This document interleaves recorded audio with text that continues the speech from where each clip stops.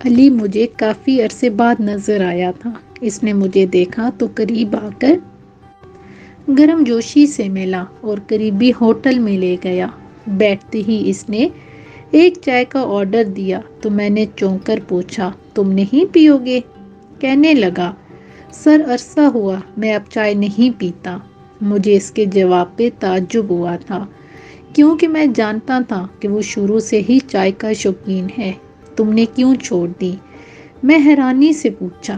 مجھے لگا چائے کی زیادتی کی وجہ سے کوئی طبی مسئلہ ہو گیا ہوگا، جس کی وجہ سے چائے چھوڑنی پڑی۔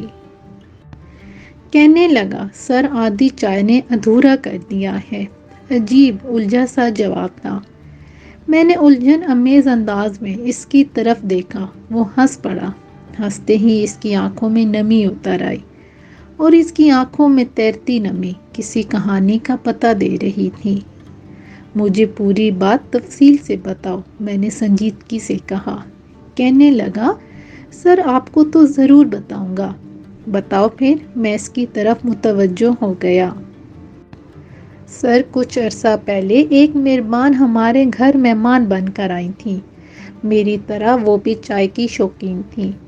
میں نے جیسے ہی چائے کے کپ کو ہاتھ لگایا، حسب معمول وہ آدم کی ہاف آف۔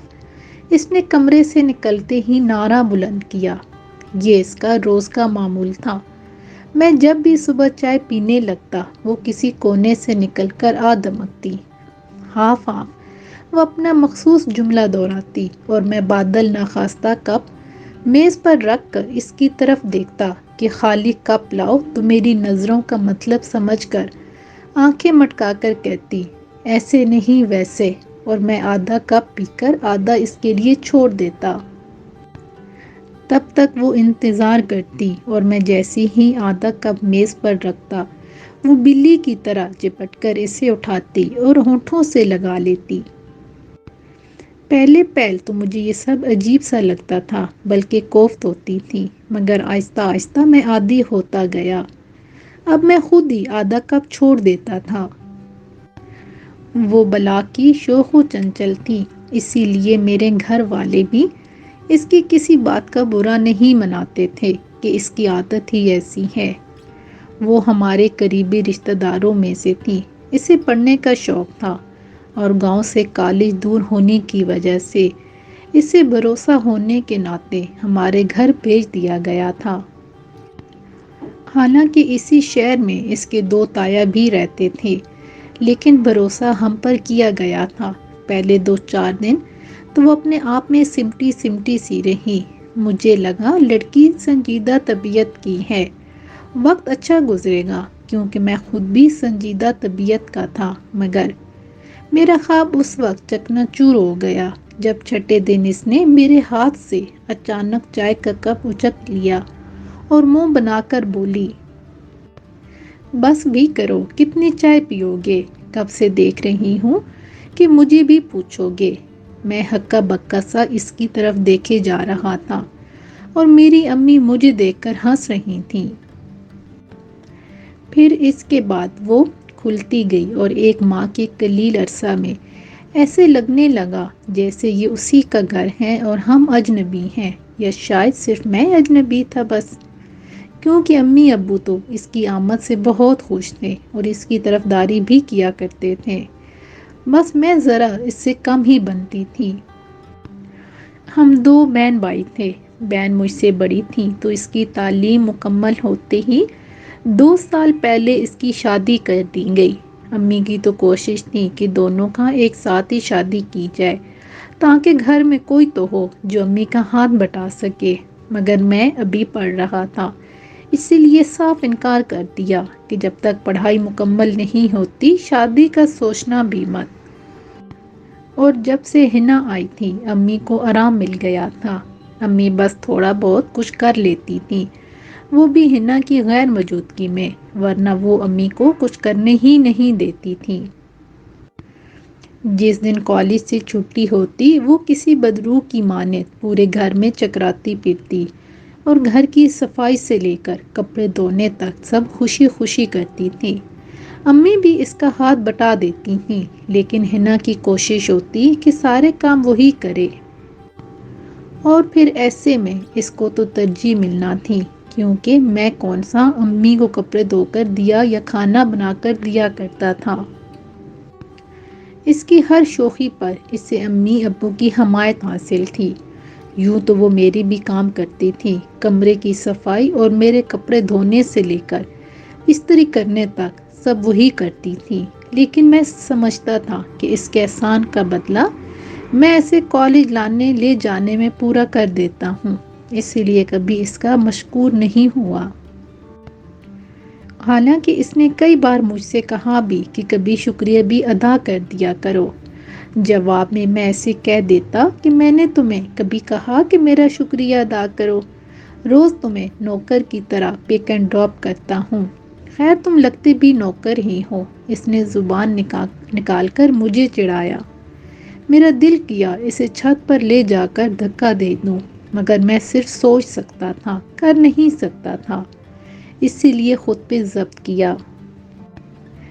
اس کا اور میرا کالج پاس ہی تھا، اسی لیے اس کو لے جانے اور لانے کی ذمہ داری بھی میری ہی تھی۔ حالانکہ اس ظلم پر میں نے بہت احتجاج کیا تھا، مگر نکار خانے میں طوطے کی کون سنتا ہے، الٹا مجھے ہی کھری کھری سنا دی گئی کہ تم نے کون سا اسپیشل اس کے لیے جانا ہے، یا حنا کے بیٹھ جانے سے تمہاری بائک کا خرچ بڑھ جائے گا۔ میرے پاس کوئی معقول بہانہ نہیں تھا، ہوتا بھی تو کون سا گھر والوں نے مان لینا تھا، اسی لیے نہ چاہتے ہوئے بھی ڈیوٹی دینا پڑ رہی تھی۔ اگرچہ چائے مجھے بھی بہت پسند تھی، مگر وہ تو چائے کی دیوانی تھی، اکثر کہتی تھی کہ چائے میرا دوسرا عشق ہے، اور پہلا؟ میں پوچھتا تو وہ خاموش ہو جاتی۔ پہلا عشق کتابیں ہوں گی، میں خود ہی اندازہ لگاتا، کیونکہ اسے پڑھنا بہت پسند تھا۔ کالج کی کتابوں کے علاوہ بھی وہ ناول، سٹوری، اخبار جو بھی ملتا اسے چاٹ جاتی تھی۔ خاص طور پر لو سٹوریز بہت پسند تھیں اسے، اور مجھے ان سے الجھن ہوتی تھی۔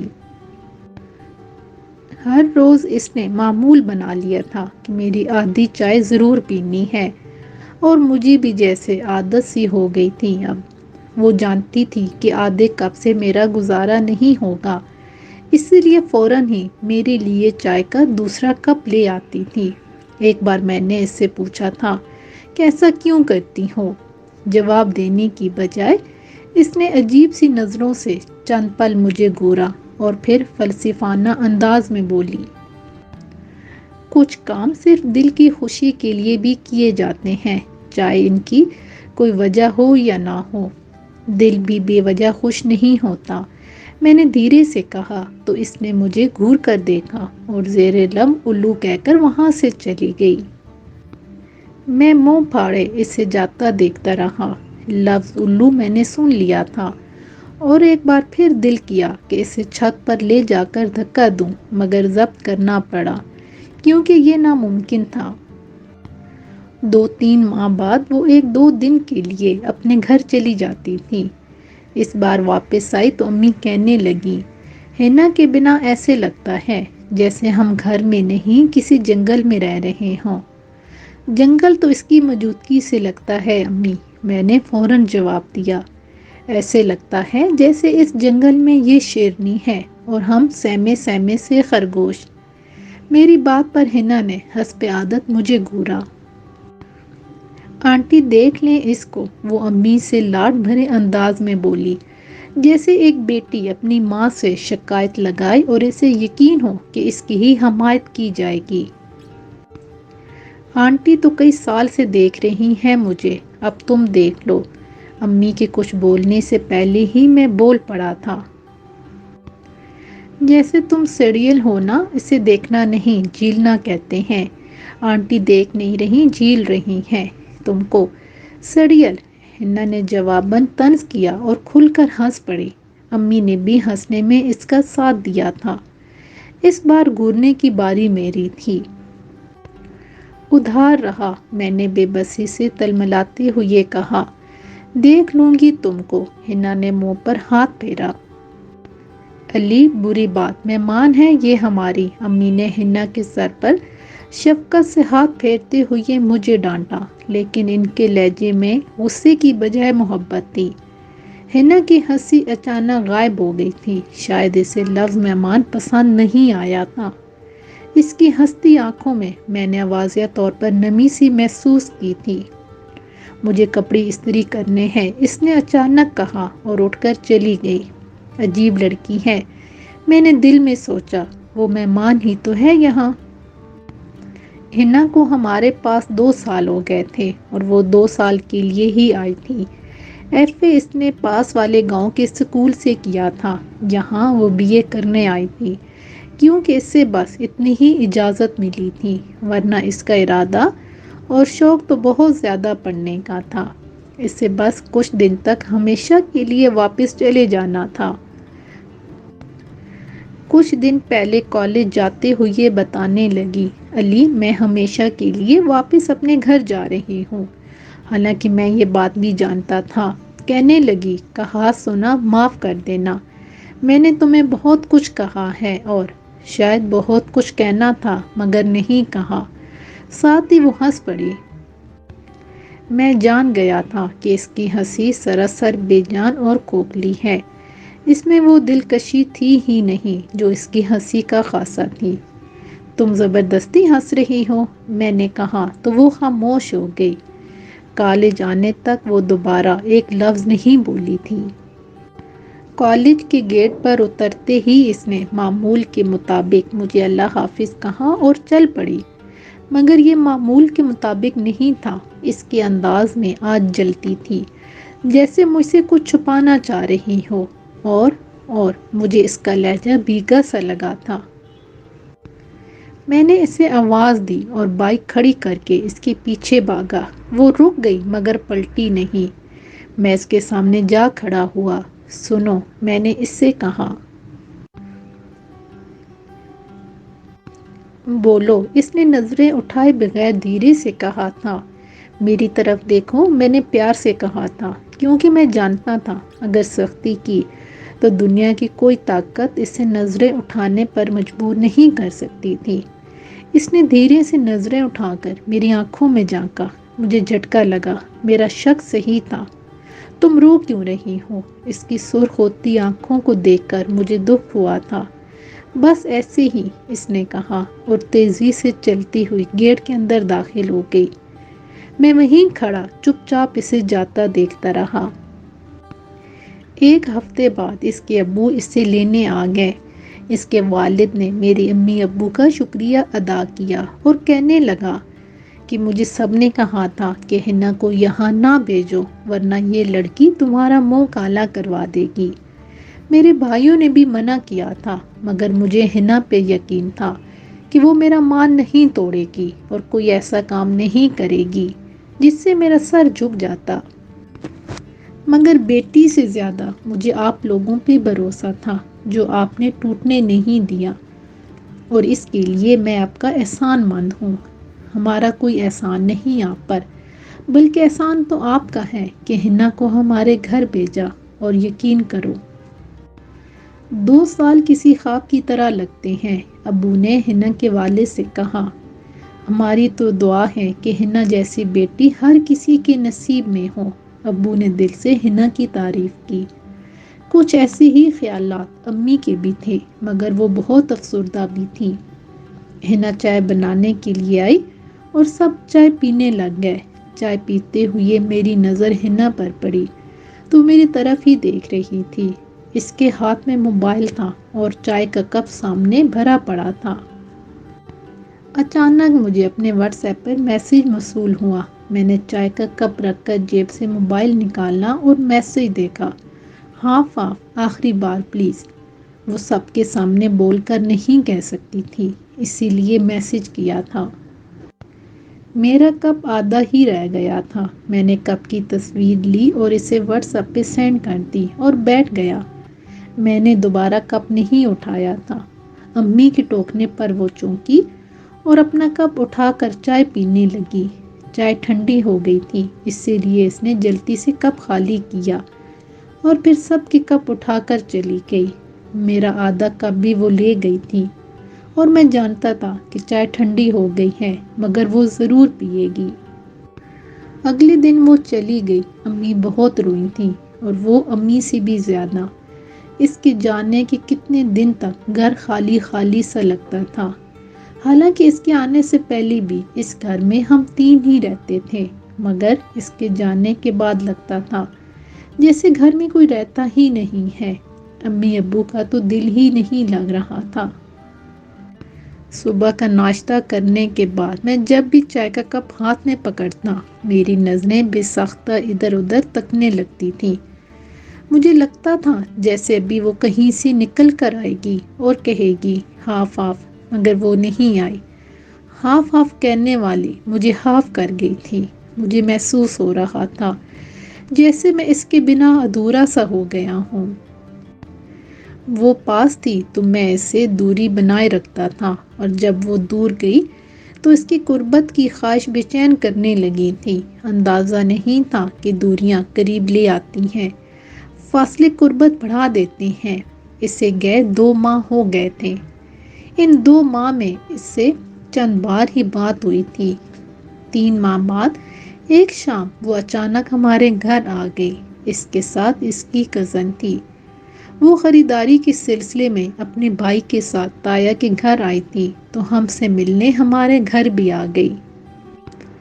میں شام کی چائے پینے لگا تھا۔ چائے کا کپ میرے سامنے پڑا تھا۔ یوں ہی اس کا خیال آ گیا۔ Half half. نظریں بے ساختہ اس کی تلاش میں بھٹکی، مگر نامراد واپس آ گئی۔ یاد آیا تو وہ جا چکی ہے۔ سر جھٹک کر کپ ہاتھ میں اٹھایا ہی تھا کہ باہر کا دروازہ کھلا اور وہ اندر داخل ہوئی۔ اسے یوں اچانک اپنے سامنے دیکھ کر کپ میرے ہاتھ میں لرز گیا اور چائے چھلک پڑی۔ شاید یہ خیال سچ ہونے اور اس کے آنے کی خوشی تھی، یا پھر چائے کو بھی اس کے آنے کی خوشی ہوئی تھی، اسی لیے چھلک پڑی تھی۔ مجھے لگا اب بھی وہ اپنے مخصوص انداز میں کہے گی ہاف ہاف۔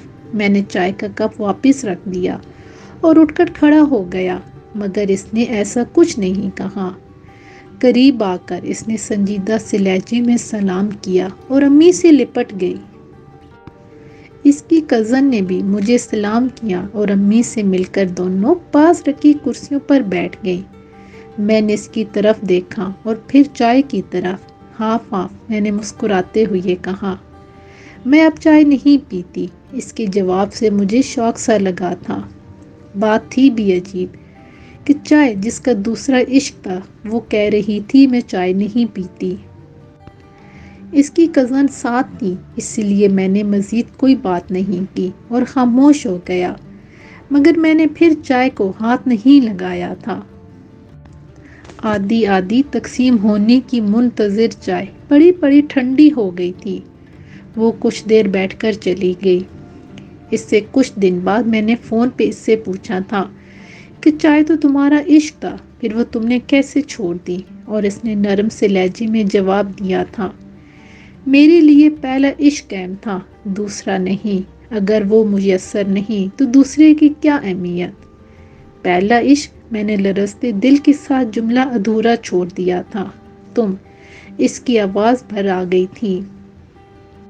فون کب کا بند ہو گیا تھا، مگر میں ابھی بھی کان سے لگائے کھڑا تھا۔ تم، اس کے الفاظ ابھی تک سماعت میں گونج رہے تھے۔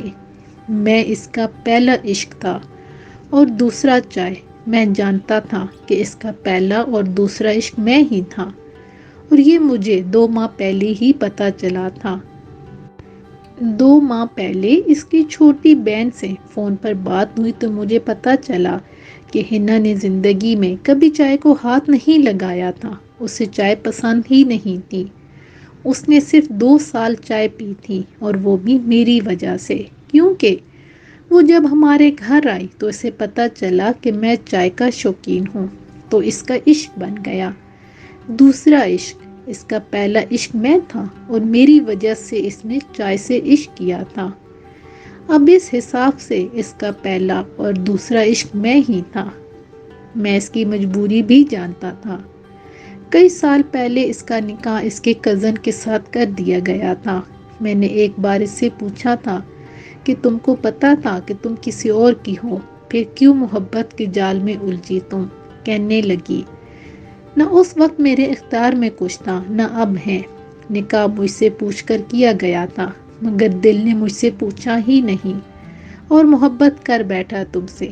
وہ شادی سے انکار کرنا چاہتی تھی، مگر میں نے اسے منع کر دیا۔ میں ہرگز نہیں چاہتا تھا کہ وہ اپنے گھر والوں اور لوگوں کی نظروں میں بری بنے۔ لوگ اس کے باپ کو کہیں کہ ہم نہ کہتے تھے کہ یہ لڑکی تمہارا منہ کالا کروائے گی، اور اس کے باپ کا سر ہمیشہ کے لیے جھک جائے۔ مجھے کسی صورت گوارا نہیں تھا کہ اس کے باپ کو اپنی بیٹی پہ جو مان اور غرور ہے وہ ٹوٹ جائے، بھلے اس میں ہم دونوں ہی کیوں نہ ٹوٹ جائیں۔ اور سر، ہم ٹوٹ گئے، مگر ہم نے ان کا مان نہیں ٹوٹنے دیا۔ ہم نے اچھا کیا نا سر؟ اس نے بھیگی آنکھوں کے ساتھ لرزتے ہونٹوں پر زبردستی مسکراہٹ سجاتے ہوئے مجھ سے پوچھا۔ میرے پاس اس سوال کا جواب نہیں میں تھا، مگر میں خاموش رہا۔ بولیے نا سر، ہم نے اچھا کیا نا؟ اس نے دوبارہ سوال کیا۔ ہاں، مگر تم دونوں نے اپنے ساتھ برا کیا۔ میں نے اس کی نم آنکھوں میں جھانکتے ہوئے دھیرے سے کہا۔ اچھا بننے کے چکر میں اپنے ساتھ تو برا ہو ہی جاتا ہے، اس نے فلسفانہ انداز میں کہا اور ہنس پڑا۔ اور میں سوچ رہا تھا کہ نم آنکھوں کے ساتھ ہنسنا کتنا اذیت ناک ہوتا ہوگا۔ یہ وہی جانتا ہے جو اس اذیت سے گزرا ہو۔ وقت گزرتا رہا، میں تقریباً بھول ہی چکا تھا۔ اچانک ایک دن علی کا فون آ گیا۔ کیسے ہیں سر؟ وہ چہکا۔ بڑے خوش لگ رہے ہوں، میں نے پوچھا۔ اس کے انداز سے لگ رہا تھا جیسے وہ بہت خوش ہیں۔ سر، 1 ہفتے بعد میری شادی ہے، اسی لیے خوش ہوں۔ کس سے؟ بے اختیار میرے منہ سے نکل گیا۔ ظاہر ہے سر، لڑکی سے ہی ہوگی، اس نے کہکا لگایا۔ سوری، میرا مطلب تھا، میں نے وضاحت کرنا چاہی، مگر اس نے میری پوری بات نہیں ہونے دی اور جلدی سے بولا، سر میں مکمل ہونے جا رہا ہوں۔ فون کے سپیکر سے اس کے جذبات سے لرزتی آواز ابھری۔ ہے نا؟ میں نے سوالیہ انداز میں کہا۔ جی جی سر، ہنا سے۔ اس کی آواز میں لرزش تھی۔ یہ جان کر مجھے بہت خوشی ہوئی تھی۔ میرے پوچھنے پر اس نے بتایا کہ ہنا کا جس سے نکاح ہوا تھا، اس نے خود ہی کہہ کر انکار کر دیا۔ ہنا 2 سال ہمارے گھر رہی، اسی لیے اب اس پہ یقین نہیں تھا۔ اس کو ہنا کے یہاں آنے پر بھی اعتراض تھا، مگر اس وقت اس کی سنی نہیں گئی۔ اب شاید اس نے بدلہ لیا تھا۔ ہم اچھے ہو کر بھی لوگوں کی نظروں میں برے ہی ٹھہرے، تو سر ہم نے سوچا کہ کیوں نہ ہم ایک ہو کر سچ میں برے بن جائیں، کم از کم یہ ہمارے لیے تو اچھا ہوگا۔ اور سر، ہم دوسروں کی باتوں کو بھول کر اپنے لیے اچھے بن گئے۔ ہم نے اچھا کیا نا سر؟ اس نے پوچھا۔ تم نے بہت اچھا کیا، بہت ہی اچھا کیا، کیونکہ ہم کتنے ہی اچھے کیوں نہ بن جائیں، دوسروں کی نظروں میں کہیں نہ کہیں برے ہی رہتے ہیں۔ اسی لیے اپنی آنکھوں سے خواب نوچنے کی بجائے لوگوں کی باتوں کو خود سے نوچ کر پھینک دینا چاہیے۔ علی دوبارہ مجھے ملا تو وہ ایک ہوٹل پہ بیٹھا چائے پی رہا تھا۔ میں اس کے پاس گیا، ہمیشہ کی طرح گرم جوشی سے ملا۔ اس نے 2 چائے کا آرڈر دیا تو میں نے حیرانی سے کہا، تمہاری چائے اب بھی باقی ہے، پہلے وہ تو ختم کر لو۔ کہنے لگا، سر میں جب بھی گھر سے باہر چائے پیتا ہوں تو ہاف کپ پیتا ہوں، اور گھر میں ہم دونوں ایک چائے ہاف پیتے ہیں۔ ہاف چائے پینے والوں کے چہرے پر مکمل ہونے کا رنگ سب سے نمایاں تھا۔